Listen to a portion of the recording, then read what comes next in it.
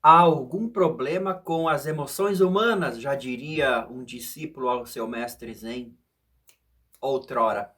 Saudações, Leandro Zen, bem-vindos ao Mantra Cultural. Papos além, papos além. É uma questão de falta de sensibilidade, falta de emoção, falta de aprofundamento que estamos vivendo hoje em dia. Esse hoje em dia já faz tempo, mas vamos conversar sobre isso, emoção, profundidade. Quando eu mostrei minhas músicas, a primeira vez que eu mostrei algumas das minhas canções para os meus colegas de escola, minha primeira banda, eles disseram: "Bah, cara, tu é um cara muito profundo quando tu falas também, tu é muito profundo." O que significa isso? Eu não sabia, porque isso é uma visão externa a mim, né? Aquilo que eu escrevo, que eu ando escrevendo há tempo, se é profundo ou não é, isso não fazia parte da proposta. A proposta era apenas escrever, deixar fluir. A linguagem poética, a metafórica, a loucura, a estranheza, a profundidade, a criatividade no falar é uma espécie de não argumentação teórica, embora exista algum plano de fundo, de alguma essência, mas tudo isso acontece de forma natural. E talvez essa naturalidade esteja se perdendo faz tempo já. A própria linguagem científica vai reduzindo tudo ao minimalismo microscópico, e essas tantas coisas microscópicas que vão sendo desagrupadas do todo precisam de novas palavras, novos conceitos, novos estudos. Então tudo isso cria novas palavras, né? E torna tudo bastante mecânico, materialista, sem alma. Porque nessa busca de emoção, no que diz respeito à emoção, sensibilidade, existem vários níveis. Então, se a gente diz que há uma dificuldade de se emocionar e que isso traria mais força para nós seres humanos, a capacidade de se emocionar, o que isso significa? Porque há algo errado nas emoções humanas. Já conversavam os velhos mestres e estudantes de cultura zen. Então, como é que se pode dizer que a emoção nos tornaria mais humanos se há algo de errado nelas? E o que é esse errado? E por que aparentemente parece que o contrário de emoção é que nos faria mais fortes? Porque a emoção deixaria a gente mais frágil diante das coisas da vida, não é isso? Gangorra de sentimentos, né, que deixa as pessoas bastante com dificuldades de encarar a vida e os problemas da vida. Então, parece ser mais fácil entender que a não emoção nos tornaria fortes.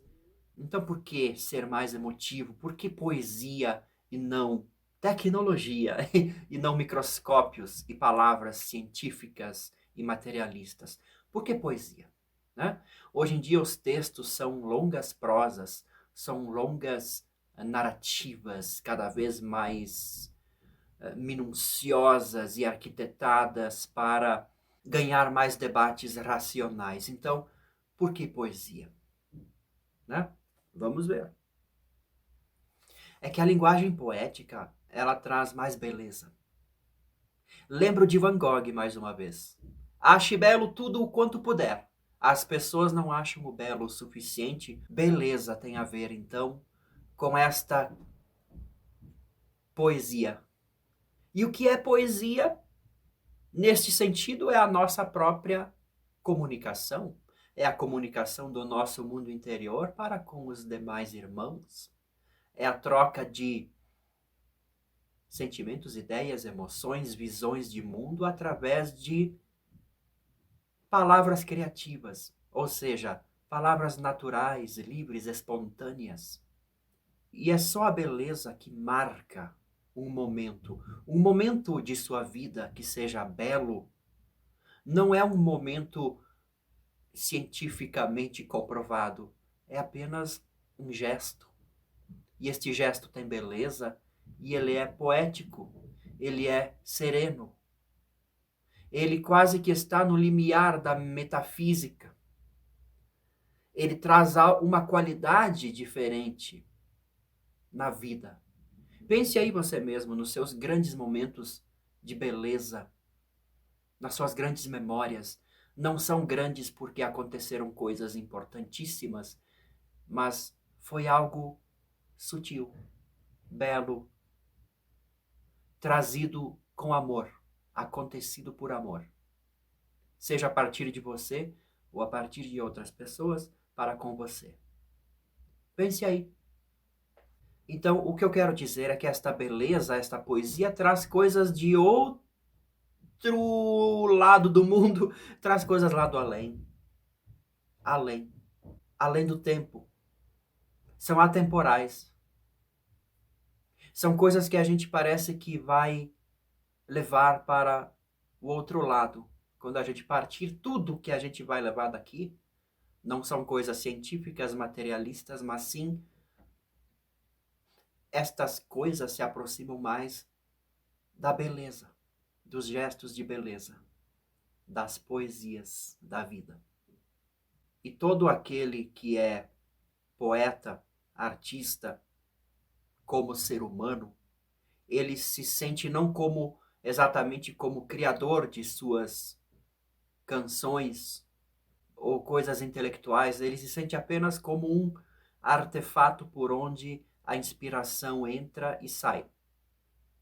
A velha história do bambu oco nas tradições orientais, você é uma flauta e Deus sopra através de você, desde que você esteja livre para isso acontecer. Os médiuns falam muito sobre isso. Você tem que estar livre para acontecer a mediunidade. Então vamos entender a poesia como uma mediunidade, a maneira zen de viver como uma mediunidade, um livre acesso de coisas belas através de nossa existência. Como se nós fôssemos mensageiros de uma vida que está acontecendo e não verdadeiramente os seres vivos. E é o que dizem sobre a arte profunda, né? Que ela é verdadeira, atemporal. Ela traz essas coisas da essência da gente.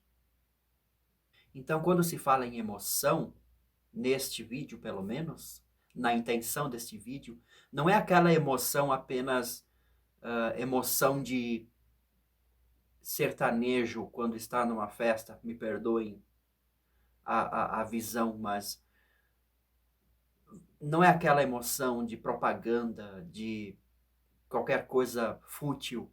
É uma emoção espiritual. É uma coisa que a gente chama emoção por falta de outra palavra.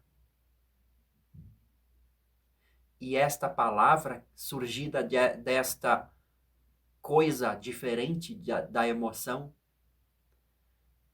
é a nossa busca. É uma sede por sentido de vida. E é bom que não tenha palavras para isso. Você percebe que está além da emoção. É outra coisa. Por isso que o discípulo fez aquela pergunta ao seu mestre. Mestre, há alguma coisa errada com as emoções humanas, não há? Porque elas vão e voltam, elas não são o nosso estado real do ser. Mexer com as emoções humanas, psicologicamente, não é difícil. É fácil fazer sorrir ou chorar. Quer dizer, fácil se você for um bom técnico artístico em qualquer área, ou um publicitário, ou um cara simplesmente mal intencionado. O fato é que dá para lidar com a mente humana e com as emoções humanas de uma maneira técnica. Buscamos mais que isso, buscamos um aprofundamento. Ultrapassamos a profundidade do oceano do espírito em que acontecem as ondas das emoções. Vamos mais além, mais profundamente. Deixa as emoções lá em cima, na superfície. Vamos mais além. no fundo do oceano, onde não tem ondas de emoção. A arte pode vir dali, né? Então, mas para chegar nessa profundidade, falando em termos de psicologia, de comportamento, de relacionamento, de emoção, de sentimentos, a gente pode entender num bom exemplo que eu li num livro do Osho, que ele falava o seguinte: existe o amor infantil e o amor maduro. O amor infantil é a criança que ama a mãe. Não é nenhum problema nisso. Perceba, é um amor infantil. A criança ama a sua mãe por necessidade de sobrevivência, a princípio. Mas se esta criança crescer e não desenvolver, não amadurecer este amor, ela vai amar sempre num sentido de busca, de necessidade, de nutrição. E se ela amadurecer este seu lado emocional, sentimental, psicológico, ela vai doar amor. Ela vai se transformar na mãe doadora de amor e de cuidado. Aí a sua vida ganha um outro aspecto. Um aspecto além das ondas emocionais, das necessidades, das carências.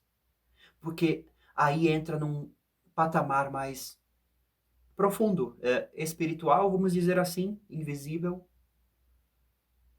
onde o amor não é mais uma necessidade e sim um transbordamento. Não é mais uma emoção, não é mais uma característica de relacionamento ou psicológica ou comportamental, mas sim um estado de ser que vai organizar melhor a superfície das nossas emoções e dos nossos pensamentos e do nosso viver a vida. Estamos falando de sabedoria. Isso tem muito a ver com o que mais? Com solidão. O oposto de relação, de relacionamento, a meditação. Você está só quando você está profundamente mergulhado no seu espírito, no seu oceano. É uma solitude. É a partir daí que a calmaria começa a se revelar. A calmaria do seu verdadeiro ser vai se revelando para você. Parece que é um encontro entre as emoções com o amor, como estado de ser, e do amor, um encontro com a morte. Onde só existe agora a essência. Não existe o agente, nem o amante, nem o amado.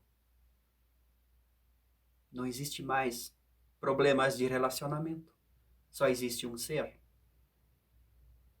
Todo aquele amor que a gente encontra lá na superfície, todo aquele relacionamento, aquela coisa que pode se transformar em apegos doentios ou simplesmente relações saudáveis que deixam saudade, tudo isso se mistura lá dentro, no fundo, e se torna um ser apenas. Não há mais o problema das emoções humanas no encontro do amor com a morte. Não é o que temem todos os amantes, tipo, até que a morte os separe. É um momento bastante decisivo. É uma experiência muito interessante de viver conscientemente a morte de uma pessoa amada. Há uma tremenda mensagem da vida que está sendo entregue de uma maneira implacável. Acho que esta é a palavra. Interessante notar que aí entra um sentimento que nos torna, de certa forma, góticos, soturnos, né? Aquele encontro da beleza, da arte, do amor e da morte. Só que se você manter a mesma visão e se aprofundar para além desta interpretação estética, você pode alcançar uma visão mais suave deste mesmo fenômeno, tornando toda esta tristeza existencial em alguma coisa sem forma, sem mais dor, sem mais tristeza. As emoções vão se refinando. É um trabalho, é tipo a lapidação do diamante, das camadas mais superficiais às mais internas. Então, vai de uma emoção para uma religião, no bom e verdadeiro sentido, um caminho espiritual, pessoal, intransferível, seu, exclusivo, rumo ao seu interior, que vai se transformando de emoção para a religião, para a essência. Isso deve ser sempre o plano de fundo. Tudo que acontece na vida, como a gente chama a vida vulgar, tem um plano de fundo espiritual que é justamente a essência de tudo que acontece. Então tenha isso sempre como pano de fundo. A busca pela verdade, a busca pela essência, ela se revela nas coisas, nas trocas, nas pessoas, nas manifestações, nas emoções. O mundo profano e o mundo sagrado simplesmente trocam esta polaridade apenas quando você aprofunda a sua consciência. Simplesmente assim. Este é o exercício de polir o seu diamante. Até o próximo vídeo.